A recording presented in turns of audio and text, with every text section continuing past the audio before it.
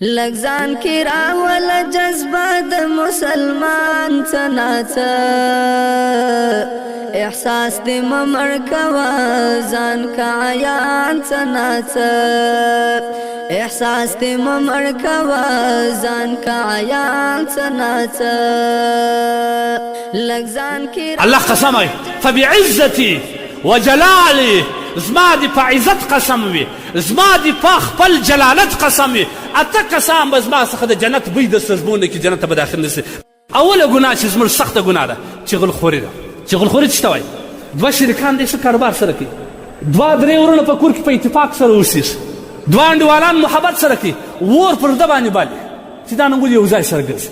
بس د ځان څخه د ده شیطان بله ورځ د په تا کې داسې خبرې کوي، دا وایي دا یارې سره باندې بوج دي چې خدای پاک رسېدلی هغه ته بیا دا وایي، دا ته چغلخور وایي. دا واورئ دا زموږ په دې معاشره کې ډېره ده، زموږ په دې معاشره کې ډېر وخت موږ په دعوو کې ډېر وخت دا رقم چې په یو روغه او صلح کې موږ ولاړ شوي هغه خلک مې داسې سره نږدې کړي مګر چې یوه شپه وخت سبا اخر ساعت بیا هغه رقم نه دا شیطانان په پسې دي.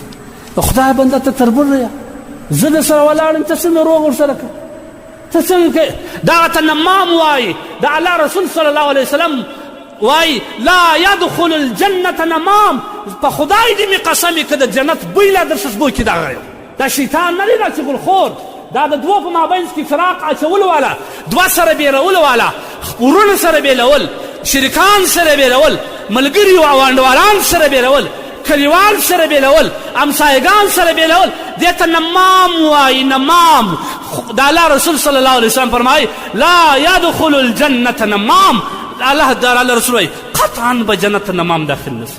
الله قسم وایي فبعزتي وجلالي زما دي په عزت قسم وي زما دي په خپل جلالت قسم وي اته قسم به زما څخه د جنت بوی د سزبونه کې جنت ته به داخل نشي. په هغه کې یو دع ظالم هم داخل دی دا چغلخوره په څه ګټه در رسېږي د دوو په بېلولو کې تا ته څه ګټه رسېږي آخرت یې واخیستې تباه او برباد. د الله رسول الله لیس مني ذو حسد ولا نمیمه ولا کهانه ولا انا منه. دا الله رسول الله نه زما د امت څخه دی نه دی زه ځان بولم. څوک؟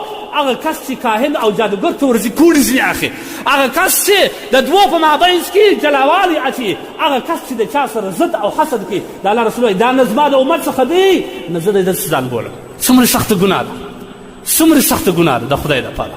هغه کسان چې مؤمن او مؤمناتو ته تکلیف ورکوي زیره یې په هېڅ یې خواران نه یې کړی دی زرې الله وایي دا پر خپلو ملاو باندې ډېر غټ غټ د ګناهو بوجونه پورته کړي دي او دا به دې وي د دې ادنا ګناه دا ده کم کس چې نمیمه کوي هغه د وخت فاسق هم دی د الله رسول فاسق ورته وایي دوکهباز هم دی دا دواړو ګناه یې ورکول کېږي او درېیم خیانت هم کوي یو ته درواغ هم وایي درواغجن هم دی او څلرم چې کم دی هغه د جدایي اچولو والا د دې پنځو چې کومه ګناه ده د یو کس پر ځان باندې د شیطانت ځان نه لري اتفاق سره پیدا کړي په دوو خوشحاله سه په بېلتون یې مه خوشحاله کېږي د دوو په یو ځایوالي خوشحاله سه قریب و قریب سره یو ځای په مابینځ کې هېڅ دخل مه کړو. احساس دې ممړ کوا ځان کا عیان څناڅه